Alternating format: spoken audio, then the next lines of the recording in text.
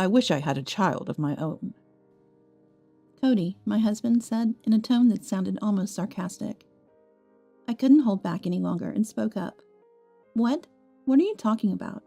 Isn't that what we're trying for? I've been enduring his constant sarcastic remarks about us not being able to have children.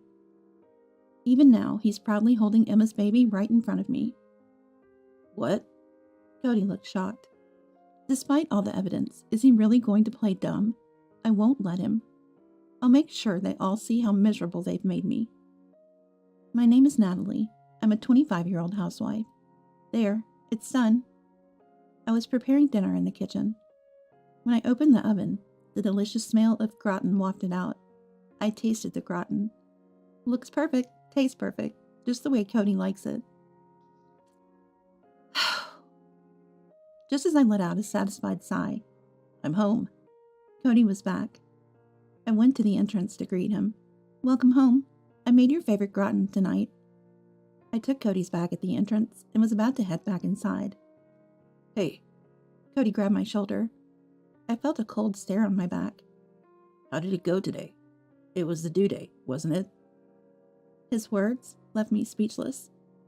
My heart pounded, and I felt dizzy. Answer me. I swallowed and opened my mouth. With determination, I spoke.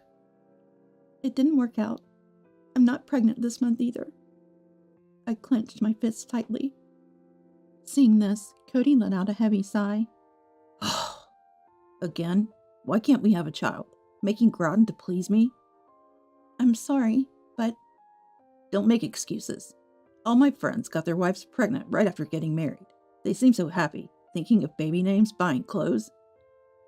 I want a child too, but we've only been married for 3 months. There's no need to rush. Cody stared at me. Then, as if thinking of something, he laughed mockingly. Natalie, what if you're infertile? Go see a doctor.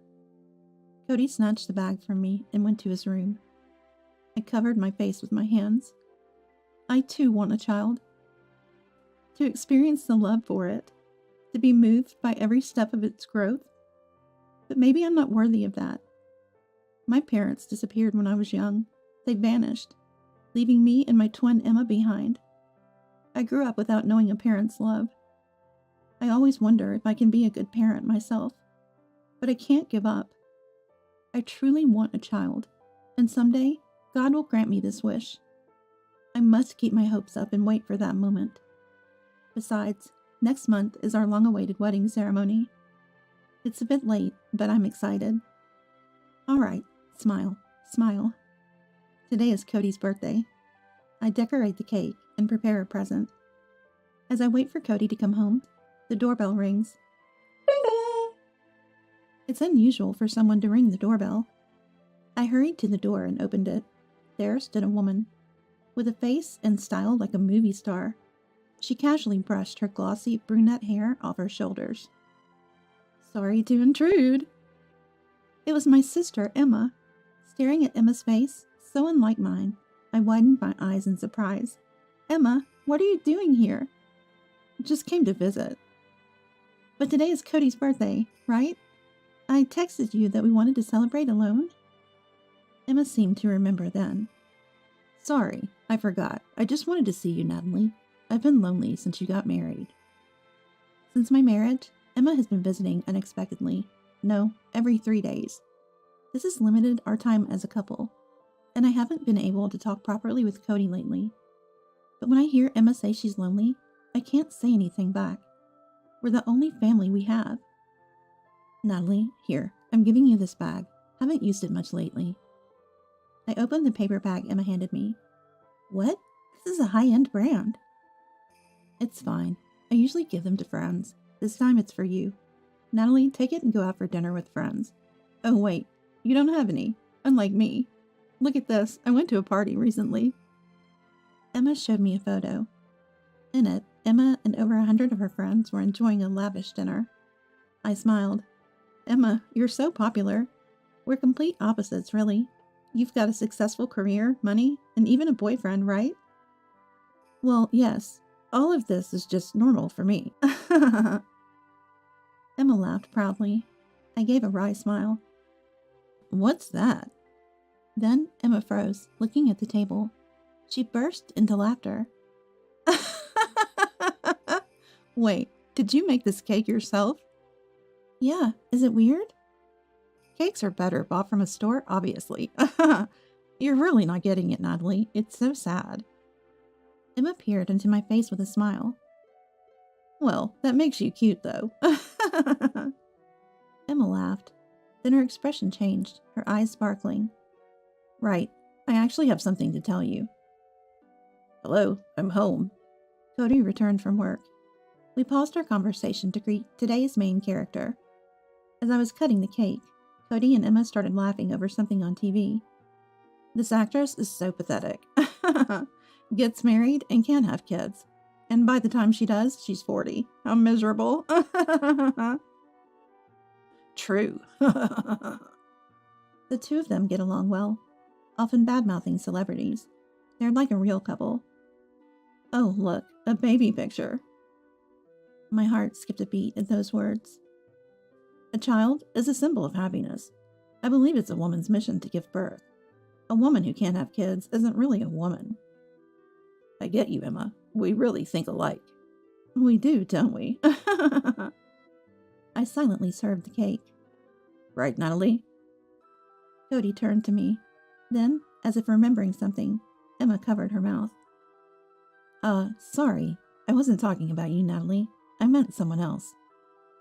At that moment, Emma looked at me with a sly smile.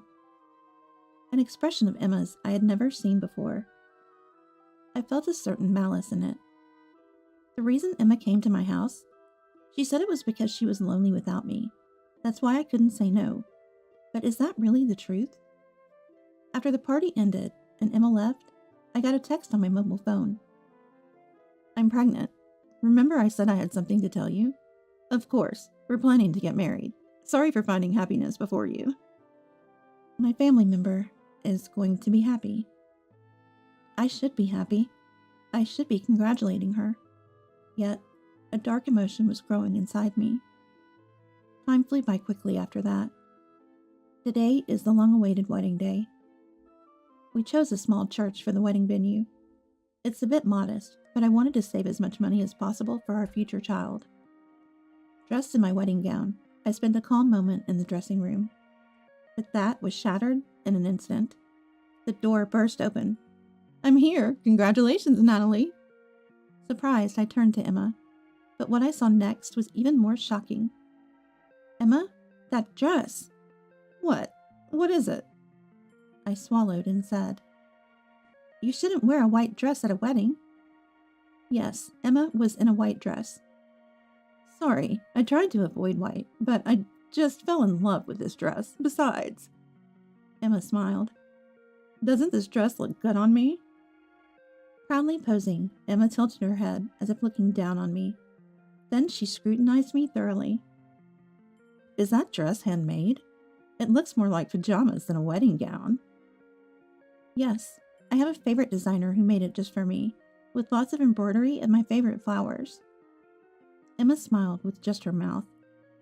Oh, that's nice for you. Embroidery always seems old-fashioned to me, but it suits you well, Natalie, doesn't it? Thank you. I forced a smile on my face. Natalie, it's time. Cody entered the dressing room and said indifferently, Not a single word of how beautiful I looked. I sighed deeply. The wedding ceremony finished without any issues, and the reception began. Now, we'll have a speech from a family member.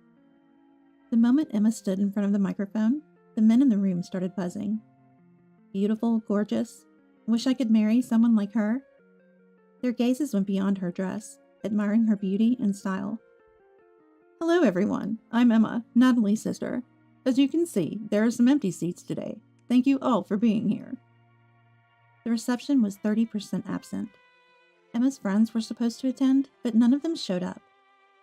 As you can see, Natalie doesn't have many friends, just 8 in total. She always spends her weekends cooped up at home, eating sweets and playing with her mobile phone. Isn't it sad? Laughter echoed from the audience. I was shocked. Emma, what are you saying? This is my wedding. This is my reception, right? But I really love Natalie just the way she is. Cody, please make her happy. Emma showed a smile like an angel's. Applause rose. I didn't want to think about who it was for. After the reception, I called Emma to the dressing room. Emma, what was that about? Those empty seats were for your friends, right? Why make it seem like it was my fault? I pleaded desperately, but Emma just laughed awkwardly and patted my head. Don't be mad. If you worry about this, life will be hard, won't it? My friends also said it was a great wedding. Both of them seemed not to care at all. Why? Why is this happening? As I panicked, they laughed at me as if mocking. I couldn't grasp the reality and just stood there frozen. Soon after, my mother-in-law Emily and father-in-law Jackson arrived. They consoled me and scolded Cody and Emma. Cody sincerely apologized, saying he was really sorry. I felt a little relieved, but suspicion about the two of them began to surface in me. The discomfort had been building up slowly but surely. Months passed. Cody, Emily, Jackson, and I were in a car heading somewhere. Cody driving was excited. I'm really looking forward to this. You are too, right, Natalie? I remained silent, looking down. We arrived at Emma's house. Cody, Emily, and Jackson gathered around the living room sofa beaming. She's so cute. I'm glad she was born healthy. At the center was Emma, and Emma's baby. Emma saw me, picked up the baby, and ran over. Look, Natalie, isn't she cute? She looks just like me. Emma radiates happiness, but her eyes were wide, enjoying my reaction with a twisted smile. Congratulations, I muttered, looking down. Wow, so cute. Can I hold her? Of course. Cody held the baby, his eyes shining. Babies are so adorable, right? Look, Natalie, a symbol of happiness. Yeah. Aren't you jealous of me? That's why you're not getting pregnant. Cody held the baby proudly, giving me a mocking smile. I wish I had my own child. At that moment, I reached my limit. What? What are you talking about? Isn't that what we're trying for? What? Cody looked astonished. Emily and Jackson were frozen in shock. I pointed to the baby in Cody's arms, making sure everyone could hear. There, Cody's child, the cute baby of Cody and Emma. The atmosphere froze instantly. Cody turned pale, and Emma's face contorted. I took out a photo from my bag and threw it on the floor. The photo clearly showed Cody and Emma heading to the house together. I know everything about Cody and Emma's affair. As I declared this, Emma burst into laughter. Stop it. This must be some kind of fake, right? Don't be stupid. The stupid one is you, Emma. I suspected you too, so I installed a camera at home, and then, when I was away, you too. I took out my mobile phone and played the video. The evidence of Emma and Cody's affair began to play in the living room. Emma's face turned bright red. What is this? Stop it! Stop it! Emma lunged at me like a mad woman. She snatched the phone from me, threw it against the wall with all her might, and stomped on it repeatedly. The phone screen cracked and made strange noises. I looked at Emma with cold eyes. It's useless, Emma. Emma, who was tearing up the photo, looked up at my words. Useless? What do you mean? Then, an incredible shout rang out. Cody! Jackson was grabbing Cody by the chest. You betrayed Natalie, and with Emma. This is the lowest of the low. You even made a child. How are you going to take responsibility for this, huh? Emily was crying, confronted by Emily and Jackson. Cody trembled. Wait, we don't even know if the child is mine and Emma's, right? Natalie is just trying to make me look bad, saying whatever she wants. DNA test. What? I declared loudly. A DNA test will tell us whose child it is. Why don't you go to the hospital? Cody stammered, but still pleaded desperately to Emily and Jackson. Look, Natalie can't get pregnant at all. A woman who can't have children isn't suitable to be a wife, right? Cody, are you out of your mind? A man who cheats isn't suitable to be a husband. That's... Cody was shaken. Seeing this, Emma and Jackson sighed deeply and looked away. Emma, say something.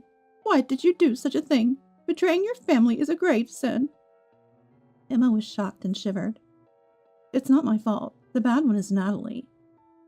Emma glared at me with a fierce look, teeth clenched. Natalie's still my first love. That's why. I didn't remember at all. I've been acting tough since Dad and Mom left, but Natalie just wouldn't move forward. I hated it. Yet my first love rejected me for Natalie. Said he liked Natalie, felt sorry for her, couldn't leave her alone. At that moment, I swore, if she wanted to be pitied that much, I'd make her even more pitiable.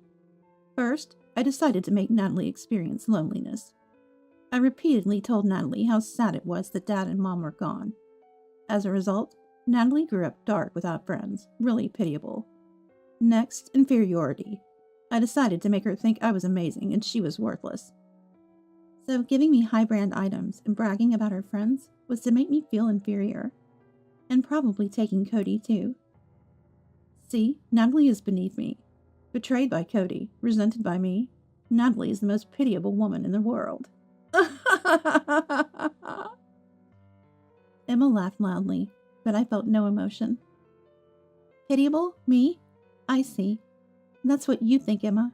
Got it? Emma probably thought I would lose control. Emma froze with a puzzled look on her face. But that doesn't matter anymore. Now, I just hate Emma.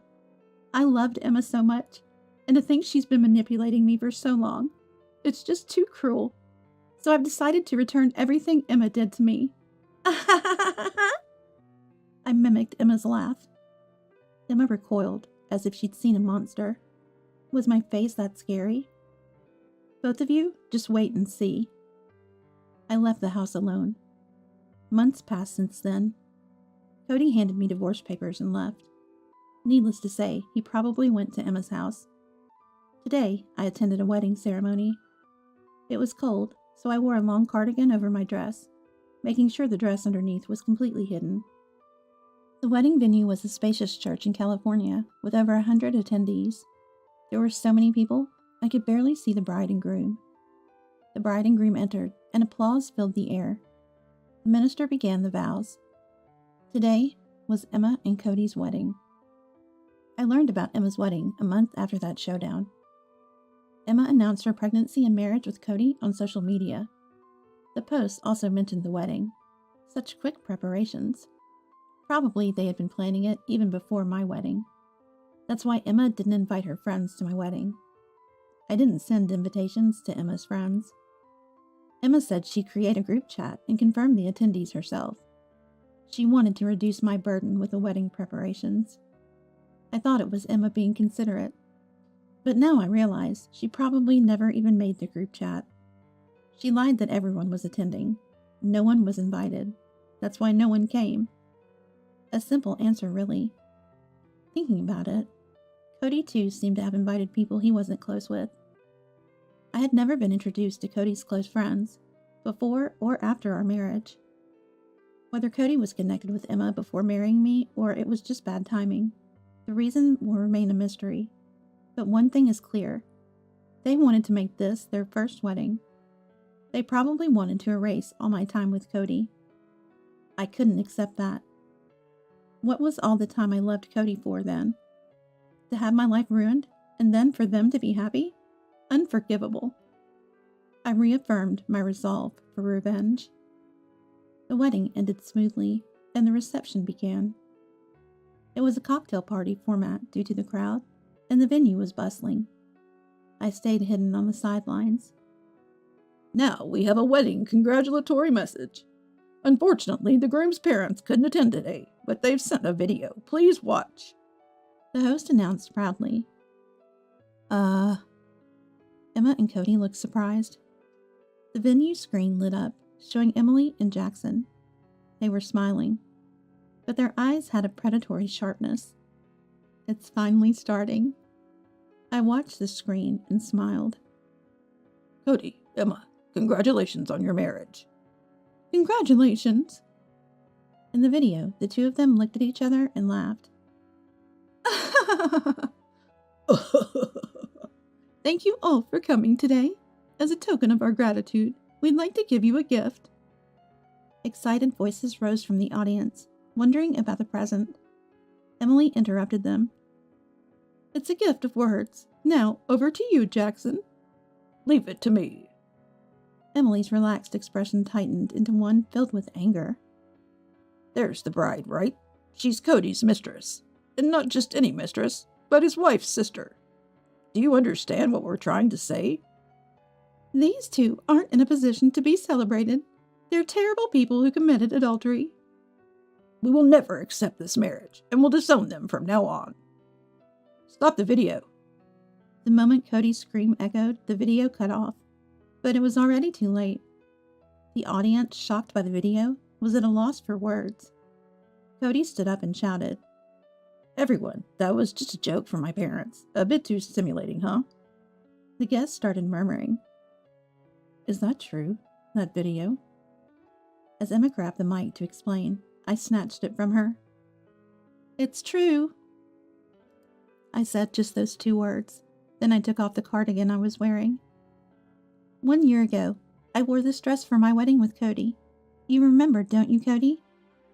When I looked at Cody, he turned pale and froze. I took advantage of the moment and scattered something from an envelope I had. It was photos of Emma and Cody's affair, and my wedding with Cody. The copies were enough to reach everyone in the venue. Looking at the chaotic venue, I took a breath. I did it. I got my revenge. Overwhelmed, I sat down right there. Then someone grabbed my chest. Looking up, I saw Emma glaring at me. Why are you here? I didn't invite you. I didn't tell you the place or time. I burst out laughing at Emma's panicked look. What are you talking about, Emma? You told me. On social media. It was easy to figure out. Emma's marriage announcement had the wedding date and time carefully listed. Every time she updated her social media, she posted detailed descriptions of the wedding venue and her meticulous planning. It must have been to spite me, showing off how great her wedding was, unlike mine. But that became a clue for me. It was easy to find. Social media is scary, huh? But why did they let you in? Your name wasn't on the list. I sighed and gave the obvious answer. Because I'm the bride's sister. The receptionist was one of your friends. She recognized me. No way she would turn away the bride's sister, not listed on the guest list. Did you set up that video too? Told them it was a surprise and brought it in secretly? We didn't invite Emily and Jackson. That's right. Emily and Jackson became my allies. They came to my house to apologize, saying they couldn't stand to see Cody and you happy. So we all planned this together for today. I pointed at the venue and laughed. Look, everyone's leaving. Emma was dumbstruck as she watched the guests leave. Wait a minute. Her friends, realizing what happened, all turned to Emma. Oh, Emma. Why are they leaving? Such photos. The photos might be fake, but we don't want to be associated with someone who might have committed adultery. It lowers our value. Value? We're friends, aren't we? Using high-value items to create friendships, and then you say that? Well, we were friends with you for that too. That's why we helped, right? For those group photos to show off to someone. That's... Last thing, Emma. You count friends by numbers, right? The more the better? You don't care about each person. Emma bit her lip as they said, Goodbye, Emma. Her friends left. In the silent venue, there were Emma sitting on the floor, Cody holding his head, and I strangely calm. Well then, Emma, see you. I left the venue. A few days after Emma's wedding, I was relaxing at home, but I knew this peace was short-lived. The doorbell rang. Ding dong! I checked to see who it was and opened the door. Natalie. Cody lunged at me. How dare you ruin our happiness with such a ridiculous stunt? I can't believe it, you wicked woman. Emma appeared behind Cody and pushed me. I fell against the wall and crumbled to the floor, but I didn't care. I muttered in a cold voice, You two never learn, but I'm glad you came. What? Emma looked down at me with her arms crossed. Cody, check your text. There's important information. What? I had sent a text with photos and videos right before opening the door. Photos and videos? Natalie, not that again. Cody reluctantly picked up his mobile phone. His face turned increasingly angry. He turned to Emma and shoved the screen in her face. Emma, who is this guy? In the photo, Emma was in revealing clothes, holding hands with several men. The video showed Emma entering and exiting a house with them and receiving money. Emma, this is prostitution, isn't it? I stated flatly. Emma, you shop a lot at high-brand stores. You brag to me, but it's impossible on a regular salary. So I did some digging. It was kind of fun. Like being a detective. Natalie! Emma snorted angrily. I turned to Cody. Hey, Cody, did you do the DNA test? What? Remember, I said a DNA test would prove if the child is yours and Emma's? There's no need for that because... Cody swallowed hard. He must have realized the terrible possibility. Whose child is it, I wonder? At that moment, Cody pulled Emma's hand towards him. He stared at her and muttered, Emma, did you betray me? After all the times you seduced me, and even with the child? What are you talking about? The child is yours, Cody. Are you doubting me? Of course I am. How can I trust a woman who secretly does prostitution? You believe Natalie over me? Then you'll agree to a DNA test, right? We're going to the hospital tomorrow, okay? Cody clung to Emma's hand, probably wanting to believe her. That is, Emma's words faltered. This reaction was clear evidence. Cody scratched his head in frustration. Damn it. I thought being married to a beautiful woman would be something to brag about. Emma, you've ruined my life. Cody kicked furniture and appliances, then stormed out of the house. Emma, trying to stop Cody, was pushed aside and sat on the floor looking down. Emma? I looked down at Emma and decided to taunt her. How do you feel now? Emma looked frightened. When the DNA test results come out, Cody will probably leave you, Emma, and now you've lost all your friends. Emma glared at me. I have friends. Not everyone has left me. Really? Did any of them contact you? What?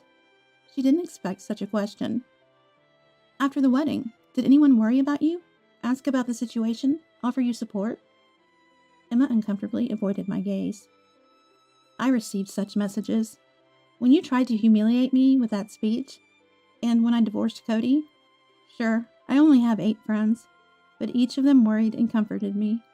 Despite having many more friends than me, Emma, you received no concern from anyone. Emma's expression was one of frustration. Left by the man you stole from me, with no friends left. Poor Emma. It was a heartfelt remark. Emma raised her voice in anger. Poor me? What are you talking about? That's just your perspective, Natalie. I'm not pitiful. I'm beautiful and have a great figure, and men dote on me. I have value. It's you, Natalie, who's pitiful with nothing to offer. Unmoved by Emma's angry outburst, I replied immediately. That's true. Let me say this then. Emma, you're not above me. Not in the past, not now, not ever.